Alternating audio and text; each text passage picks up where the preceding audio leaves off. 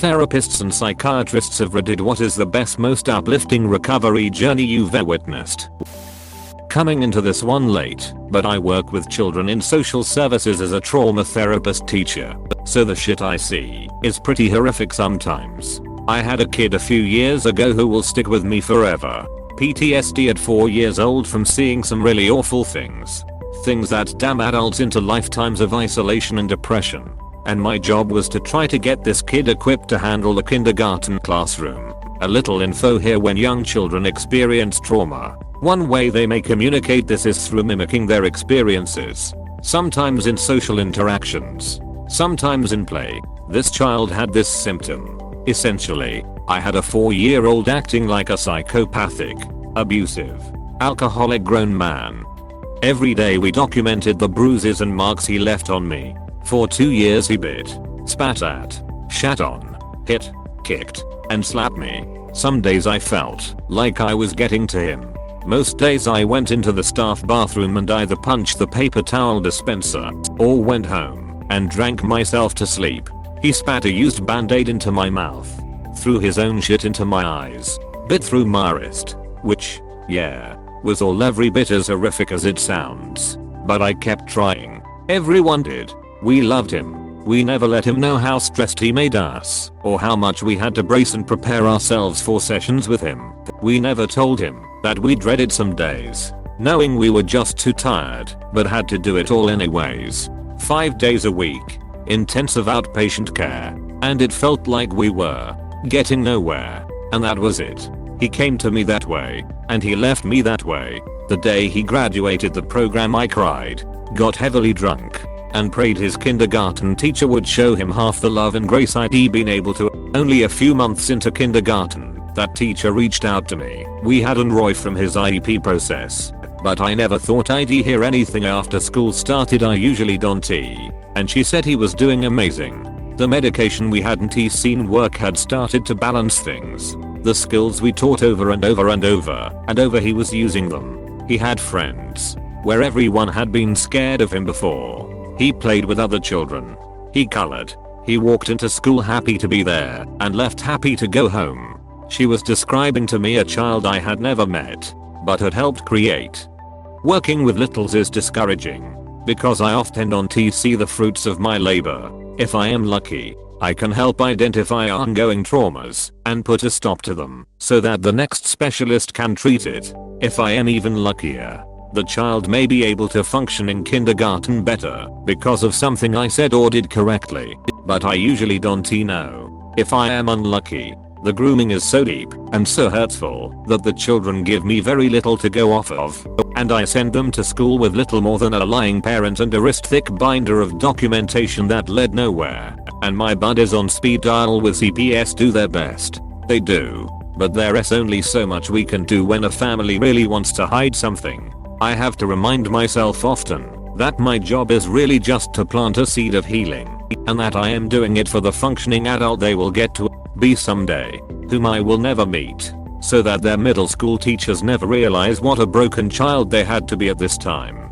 and their future spouses and children benefit from the love they've learned and skills they've had mentored into them. But duck if it isn't hard some days. Most days. All of them. Duck if it isn't so goddamn hard. I am glad I do this. That all of us do. Social services is savage and unforgiving.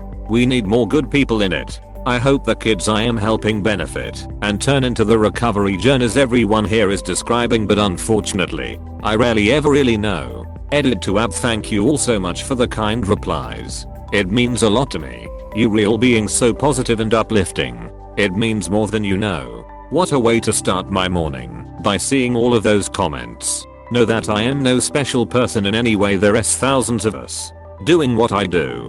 We all have the means to make a difference, and we should all try to do so in whatever place we replanted.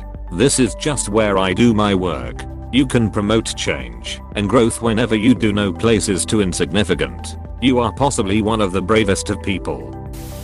Therapist here. Withholding information for privacy reasons. Kids for me are really rewarding and inspiring to work with. One kid growled and yelled at me. Wouldn't he talk to me at all? Fought and stole from kids. He had severe trauma of all kinds at a really young age and wasn't he given a chance. Refused to attend classes at school. By the end he did a complete 180. Not just because of counseling, but also great support from the school. But his transformation was incredible. He went from yelling and growling out of anger to verbalizing hurt it stemmed from. It was truly amazing. Thank you for what you did. I was one of those kids anger management problems. Prone to fits of violence. Sometimes getting to that primal uncontrollable level with growling and complete emotional breakdown. It took years to work through all of it and build healthy defense mechanisms for myself when I feel those emotions welling up. But the first thing that really fixed me was when my mom, who is also a therapist, sat me down at an age I could begin to express myself and just listen.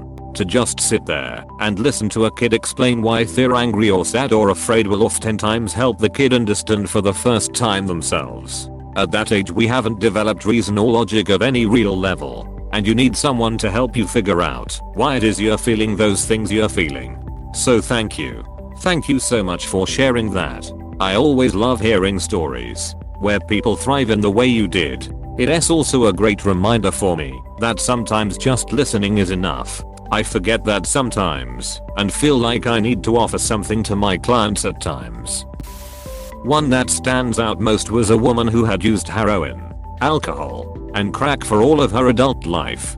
She was homeless, had never really held a job, and had multiple legal problems due to her drug use. At 50 something, she had decided to get clean and did so for several months until her child was murdered. She had a brief relapse, but got clean again. In 4 years, she sorted out her legal issues, reconnected with her family, left her abusive partner, obtained her own housing, volunteered regularly, and completed a 4-year degree. I can't imagine having gone from a complete street lifestyle, enduring the worst tragedy one can imagine newly sober, and then entering and excelling in academia. Honestly, it's not the huge stories that stand out. It is little things that people accomplished during their recovery. A person meeting their grandchild for the first time because they've gotten clean. A person that always wanted to go to the circus but had never gone because money always went to drugs. A person finishing school or actually keeping a job. A person leaving an abusive relationship and excelling. A person finally reaching out to family and getting an answer back or kind words after years of broken promises. When I was using heroin, I knew a woman who had her master's degree framed and hanging on the wall. She had a knack for interior design and seemed to really care about other people as long as she was had dope. This was a smart, resourceful woman that had a bright future. She also shot up heroin and meth daily, smoked a pack a day, and kept a pint of bottom shelf whiskey in her purse that she would take pulls of throughout the day. She had an 8-year-old son that her mother took care of, and she only saw once a month or so. Just before I got clean, she got pregnant again.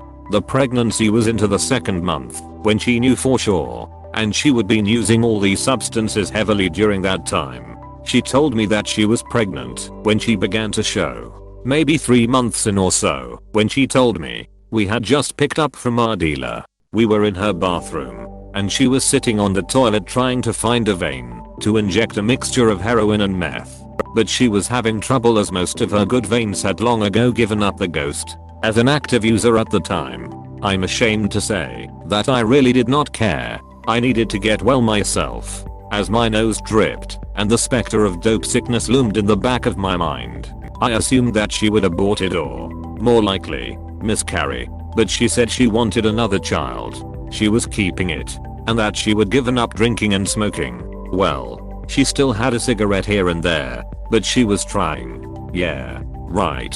I thought to myself, you literally just pushed the plunger down on 60 cc's of dope and ice. But at least you stopped drinking 2 months in. I got clean soon after, not because of this situation, but for my own reasons. I got a call from her a few months later, in which she said she was clean and doing well. I hope that wasn't is still true. That was over a year ago, and I believe she carried the baby to term. I drive by her house sometimes. I have seen her dog outside and caught a glimpse of her once or twice. I think that I saw some baby stuff, but I'm not sure if the baby was born. I hope the drugs did not affect it too badly. I hope that she is still clean.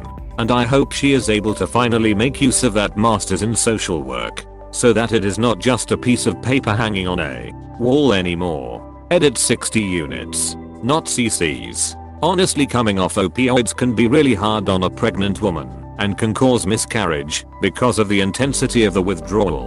That's why sometimes methadone doctors keep pregnant women on methadone, because it's actually safer. Oddly, of course, it's better to not be on anything.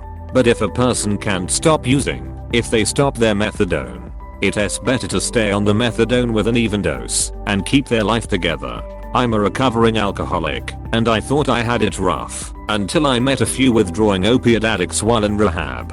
That one lady in therapy put it this way: first you are scared that it is going to kill you, then you are scared that it is not. I have been awake at 4 AM sobbing into my pillow, but I have never seen anything like a person coming off benzos. Honestly, that the sheer mental fortitude it must take is astonishing. As many other therapists mentioned, we can't share many things because of confidentiality, but here is something I can share. Anytime a previously depressed, disinterested, apathetic, or suicidal client tells me about a new hobby or passion, I get so excited.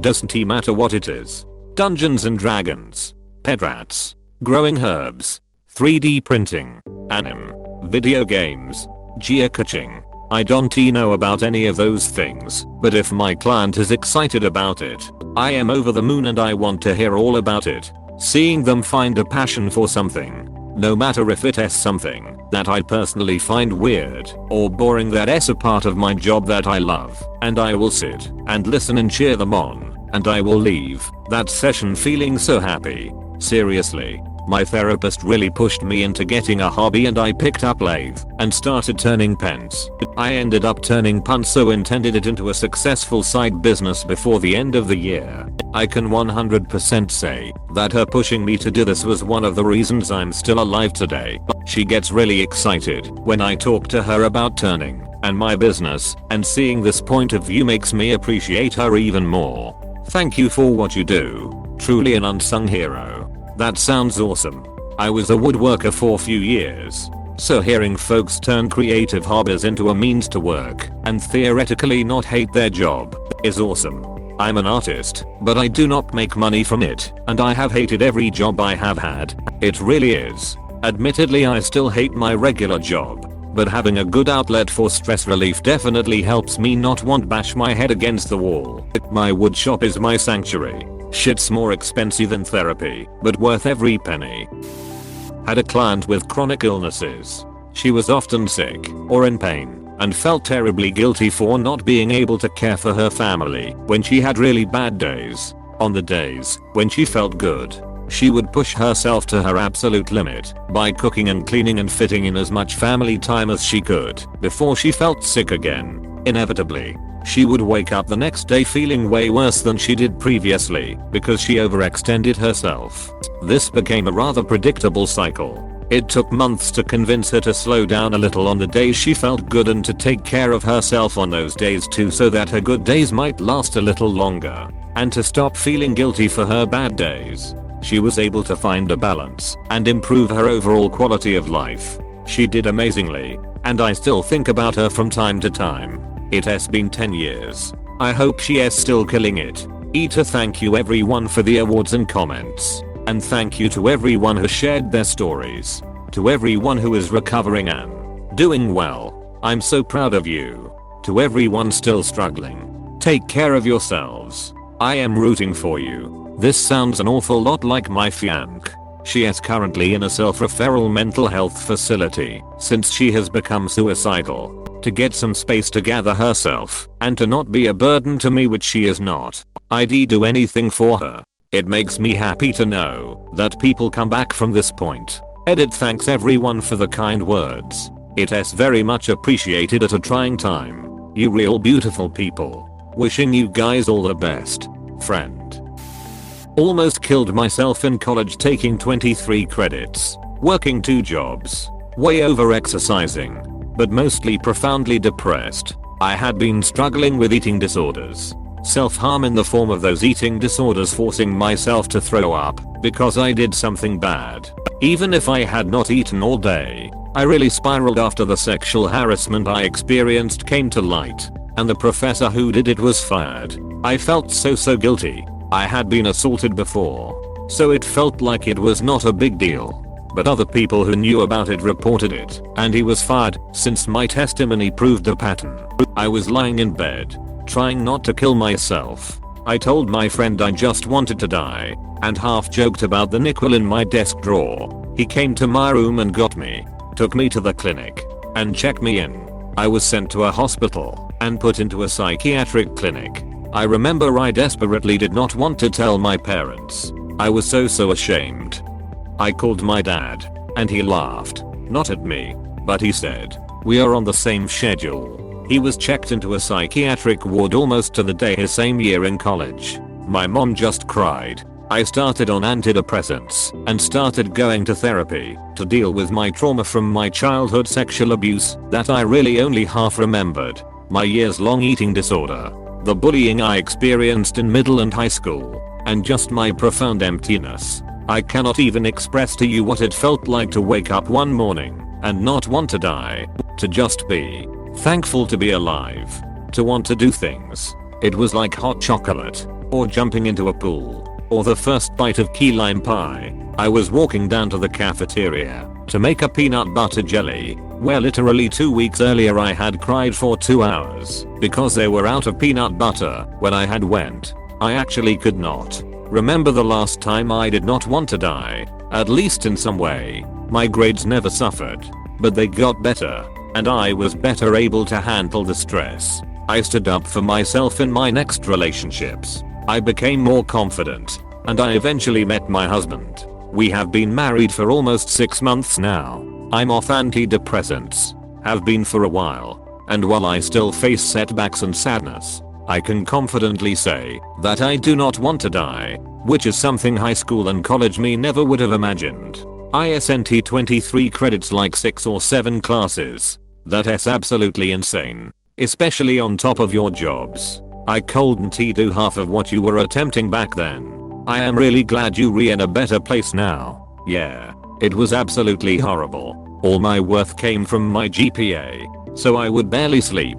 I even had to get a special waiver to sign up for that many classes, and it never occurred to me to be gentler to myself. Looking back, I realized it was compulsive. It was another form of self-punishment. It was not until I was recovering from my depression that I realized I did not need 3 minors to have worth, and let myself drop 2 of them. I ended up pretty much finishing my curriculum 2 semesters early, but could not graduate early due to school-specific requirements. I took 6 classes in college once, and by the end of the semester I felt like burnout was coming. And so I decided to delay the start of my next semester in order to mentally recharge. I can't imagine doing all of that, along with 2 jobs and a workout schedule. Thank you for watching. We hope you enjoyed this video. Please subscribe for more videos.